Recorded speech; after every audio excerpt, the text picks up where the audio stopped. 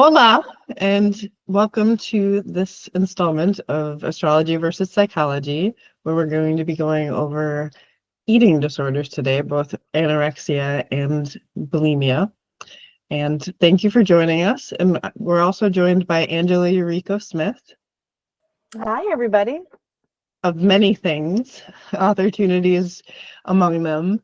I'm the HWA president and author herself of many wonderful books. Indu Genie just came out not long ago, right? So Yes, yeah, thank you for mentioning it. So,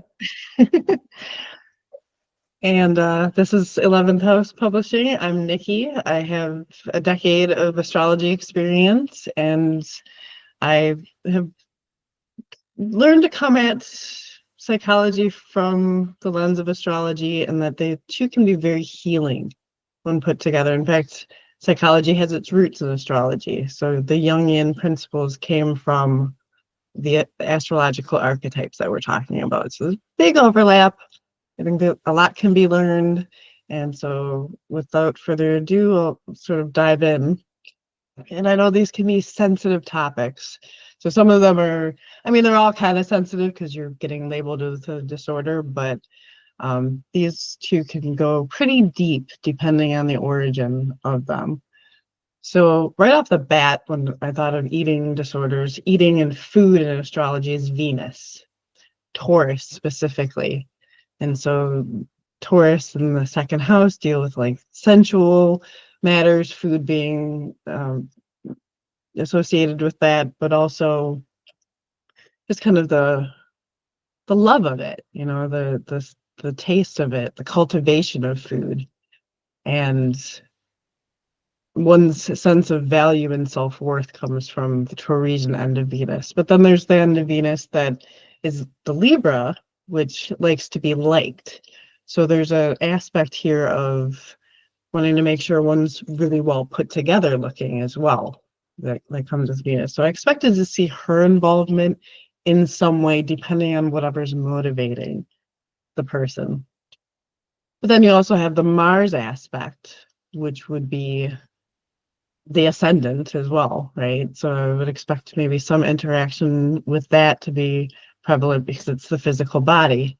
And oftentimes these disorders are a result of wanting to look a certain way again.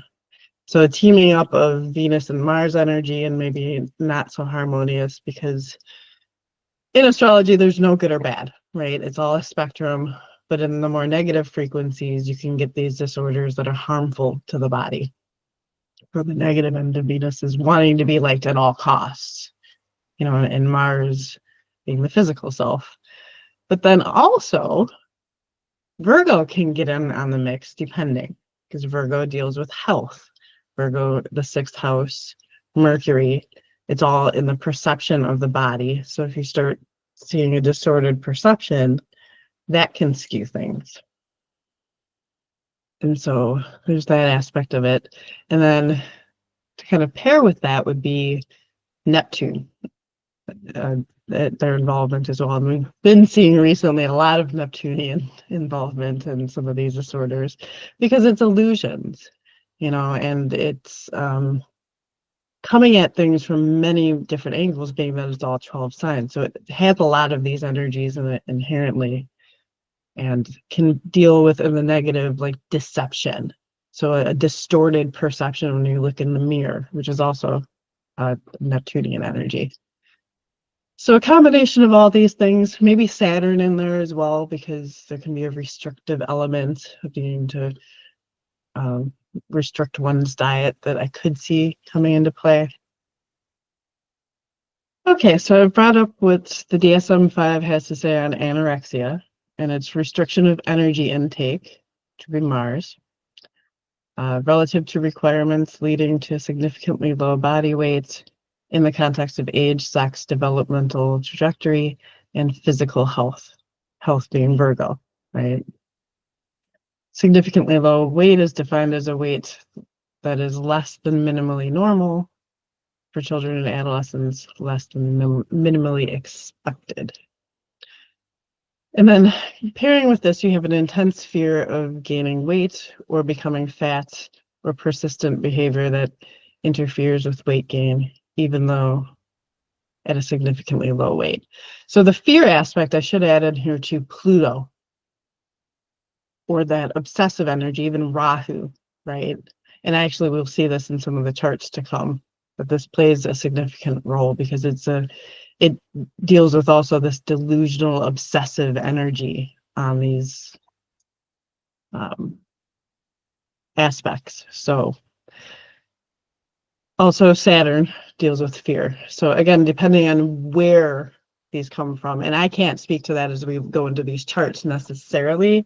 This is a very personal thing, but I can give a kind of ballpark of what I think the origin of some of these things might be. So there's also a disturbance in the way in which one's body weight or shape is experienced. So again, it's that looking in the mirror and seeing something different than the world sees. And that can be very Neptunian or Rahu as well. You're like, well, I know everybody says that I'm skinny, but I need to do more. I need to be skinnier, you know. So, and if anybody who's worked with me on a personal level knows that I tell Rahu to shut up or pipe down or whatever, because he's supposed to, in these cases, give people a mastery of their physical self and a mastery of what goes into the body. And it can take a kind of balancing act with this for them to learn it, and then they can master it and know how to optimally, you know, optimize their diet, I guess would be the way that I could say that, for maximum efficiency and beauty in all of these things. So undue influence of body weight or shape and self-evaluation. So if I'm not super thin, then nobody will ever like me, you know, kind of thing. Or in the case of a lot of celebrities, I'm not getting that part, right? So there may be something societal happening with this. And we hear that quite often. You know, and there's been a pushback in recent years for this specific body type that might be unhealthy, you know. Might be healthy for some, might be unhealthy for others, but there needs to be a understanding of our differences as well. And that can be the higher form of Venus, really, is that self-respect and standing in who you are and what your body type is. And so it may be that the people that go through anorexia and bulimia have this lesson to learn in that balance of looking at self. Persistent lack of recognition of the seriousness of the current low body weight. Again, it can be that delusion from Neptune. It could be that distortion from Mercury, just not seeing things in that way. Or obsessing, like my ideal body weight on this chart says this, and I have to stay at that, you know, and so everything else goes out the window, and I'm obsessively checking. And oh my God, if I gained a pound of water weight over, you know, the night. I know models will often not eat before their shoots because that water weight and that fluctuation, and I've seen this in my own self too, is you can fluctuate in weight between 2 to 3 pounds every day, depending on how much water, just water alone. So like, you know, if you're going for a certain weight and then you're devastated because you had a glass of water, like it's normal, you know. So this is distorted thinking in those cases. And then bulimia is recurrent episodes of binge eating. An episode of binge eating is characterized by both of the following: eating in a discrete period of time within any 2-hour period, any amount of food that is definitely larger than what most individuals would eat in a similar period under similar circumstances. So whatever that means, right? Like you're just eating a crazy amount by whose standards? Some arbitrary set. A sense of lack of control over eating during the episode, or a feeling that one cannot stop eating or control what or how much one is eating. So again, with these themes of control, you might see Saturn involved, like a poor Saturn or a poor Pluto placement, or not poor, but lower vibration energy, might have that be like out of control or overindulgence. So in this case, maybe Jupiter might get in the mix. Like if somebody was just overindulging and wanting that sensual feeling to the nth degree. You can see that with Jupiter, with Venus together in a harder aspect. And then you're like, oh no, I had too much. It's a purge. Or you make yourself sick just because you ate too much, So recurrent inappropriate compensatory behaviors in order to prevent weight gain, such as self-induced vomiting, misuse of laxatives, diuretics, or other medications, fasting or excessive exercise. So it's interesting. I didn't know that like fasting is considered as part of bulimia. You'd think of, the regurgitation aspect of it or the vomiting aspect of it, or excessive exercise. So that's, again, getting more to the realm of maybe Virgo in the almost OCD take then on, I have to make sure that I'm doing X, Y, and Z just so, or excessive exercise. There's a Mars component to that I could see.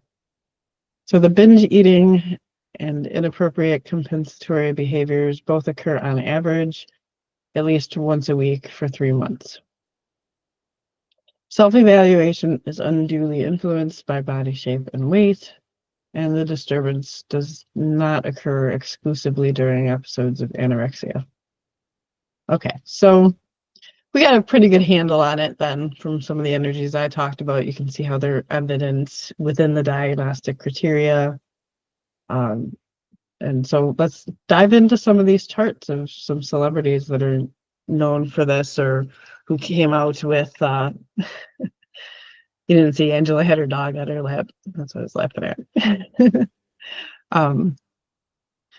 So first of all, we've got Zayn Malik, who is a singer in One Direction, if you know of him. And he's come out and talked about how he's battled with his weight and eating disorders. And we see here we've got Venus with the ascendant, that Mars energy. So really like the two of them wanting to make sure he's looking a certain way in Pisces, which is going to have that Neptune and Jupiter energy of that maybe overindulgence or delusional thinking on what the self looks like. And when you're a really super mega celebrity, these things can actually matter. It's like, well, we got to watch yourself. The whole world is literally watching and scrutinizing everything you do, So it's understandable, but that bears out in his chart. And then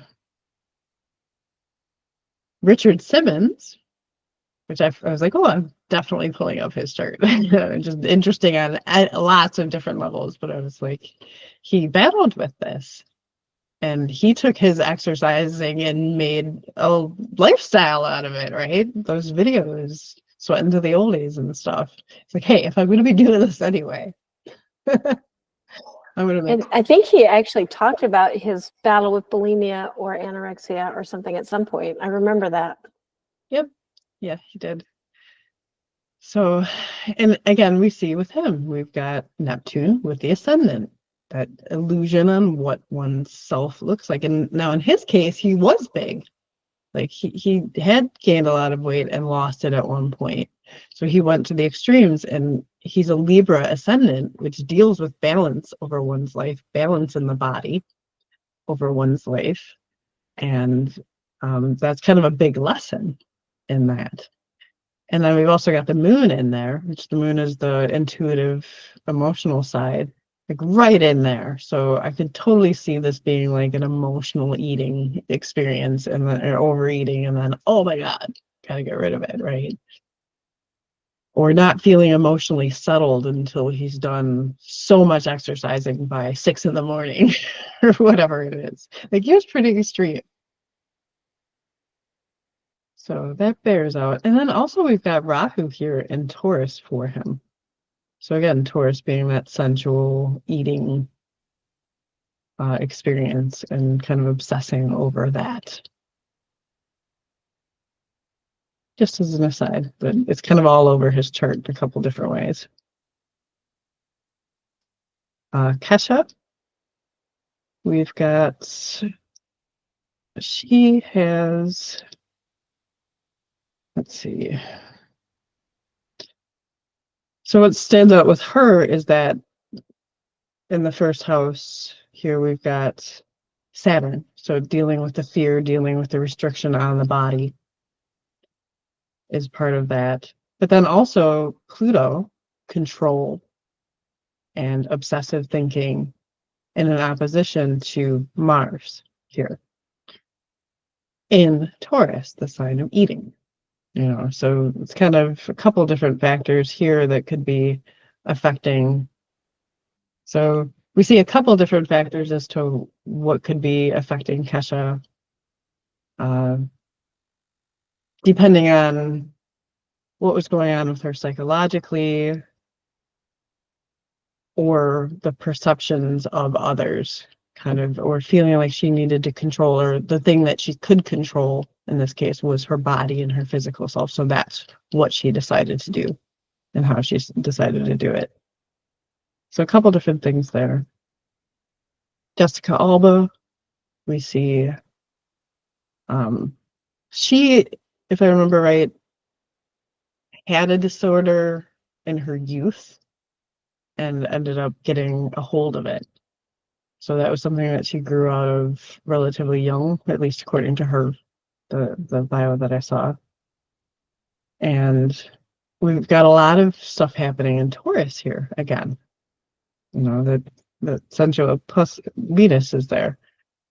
And with Mercury, with the Sun, with Mars. So all of these energies that I talked about, when they start to talk to each other, can kind of, signals can get mixed. So Venus being, or Venus and Taurus dealing with that sense of self-value in her 10th house here. 10th house is the highest house, the one that, like, your career and your legacy are seen from this place. So how the world viewed her was very much important to her on many different energetic levels. And so you can see them, I have to kind of keep a hold of that perception. And the prevailing perception, especially in the teens, is that you have to be real thin and all of these things. So, but eventually she went up into that higher octave of Venus, which is like, here I am, beautiful. I mean, think about Venus coming out of the clamshell, right? She's got curves, And so there's a stepping into and an owning of self-worth and self-value that's goddess levels when you get into the higher octave of Venus. So there's that. And then Fiona Apple, she's kind of well known as battling with anorexia.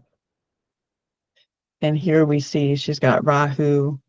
So her ascendant is like right on the cusp of Scorpio and Libra. Pretty much if the nurse sneezed and then wrote the time down, that's how close we are relatively. So I'd say that these energies are affecting her physical self as well, like with that ascendant there. And you've got two very obsessive energies in the sign of balance, Venus again. So that is again bearing out. And then we also have Jupiter with Mars here, which can give that distorted view of the self, or overindulgence, I should say. A little bit of both, really. Hey, it'll all be fine. I can eat as much as I want. Oh, no, I can't. So. And then Dennis Rodman, which surprised me. I didn't know about him when I saw him on the list. I was like, oh.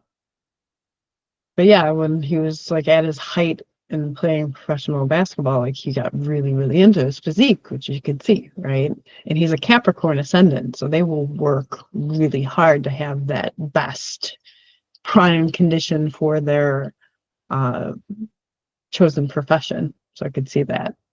And we see Saturn there too, with that ascendant. So that's that restricting of calories so that the body is exactly controlled, exactly like treated like a machine rather than a holistic element. You know what I mean? So, and then he's got his Rahu over here and Pluto again.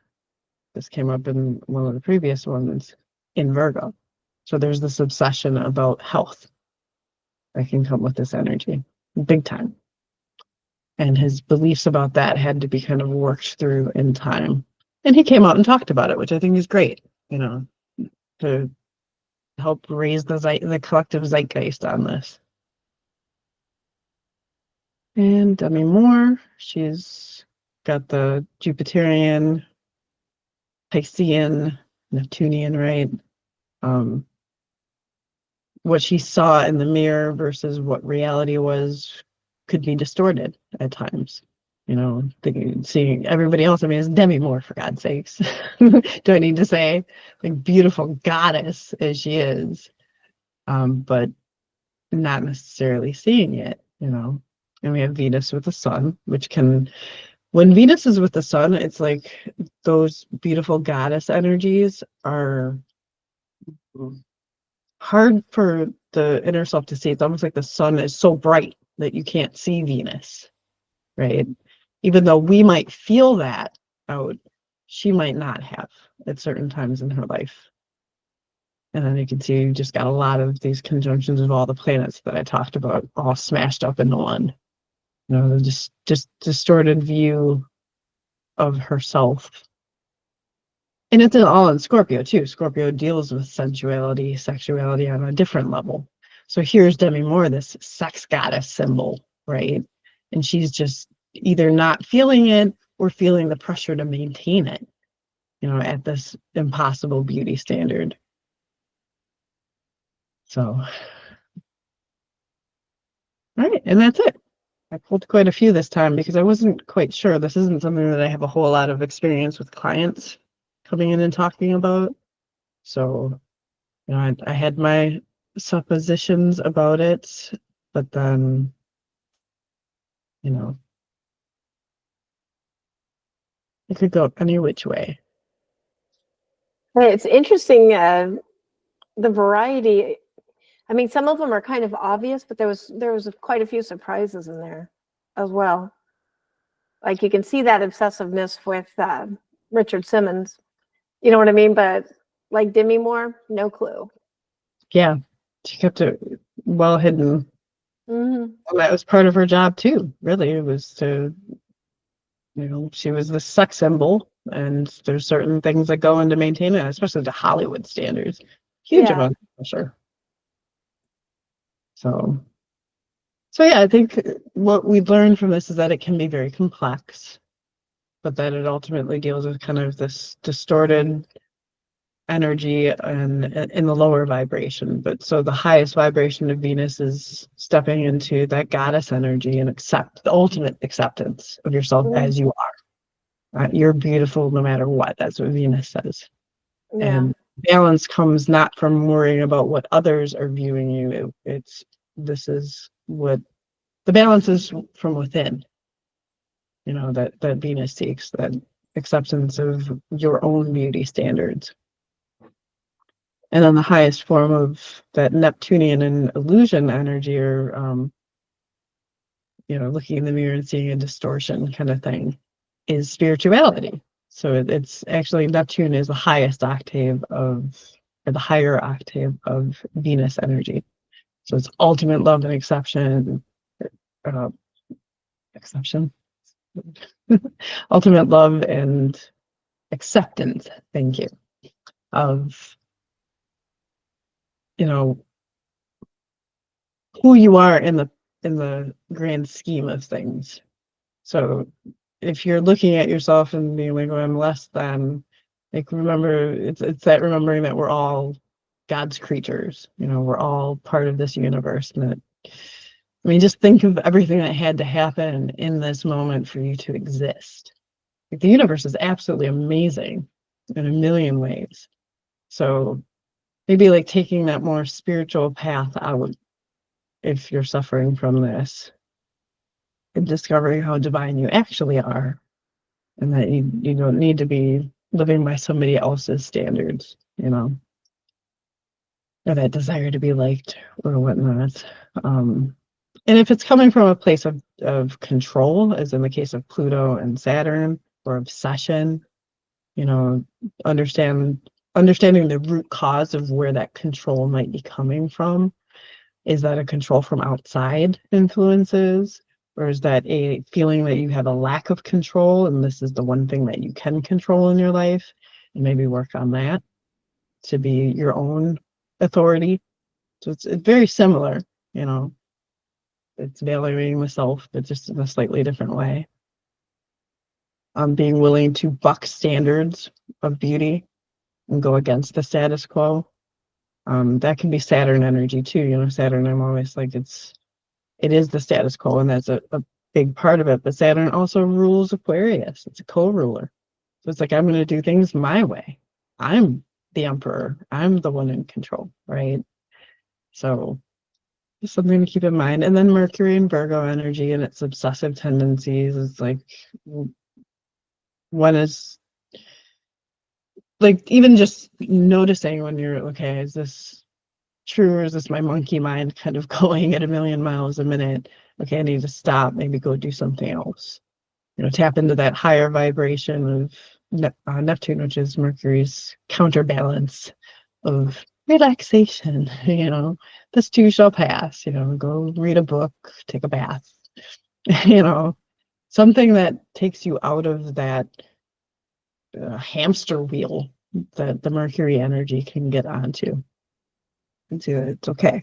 You don't need to like be on top of all the spreadsheets and whatnot. And I think those were the main energies. I mean, the Rahu one, which is your north node, your destiny. So if that's what's been activating this, then there's definitely a giant lesson in balancing one's physical self here, and like the health of oneself and the well-being, and you know, and it's going to depend on its placement and everything in everybody's chart, but that's like your big giant spiritual soul lesson, you know. And this is to get control of that energy. And then, you know, like in the case of Rodman, maybe it's mastering it because it's part of your path in life, right? He's a huge basketball star. So in some ways he had to obsess about that to get into the shape to be able to be in the big leagues. But it doesn't have to get to a point where it's detrimental. There's that understanding again that he is in control of that destiny. So at the end of the day, this and much of astrology and psychology is about giving you your power back and not giving it away to anybody else. So a lot of these energies are kind of bottleneck back to that in some way, shape, or form. Right? Did you have any questions or anything to add, Angela? No, not really. It's super interesting as always, just learning all this stuff. I enjoy just listening and finding out all the cool stuff and how it all connects up. All right. Well, if you have anything to add in the comments, please do. I'm always interested to see your take on things, or, you know, things that maybe have helped you out if you suffered from this or know somebody who has. You never know who you're going to help with it.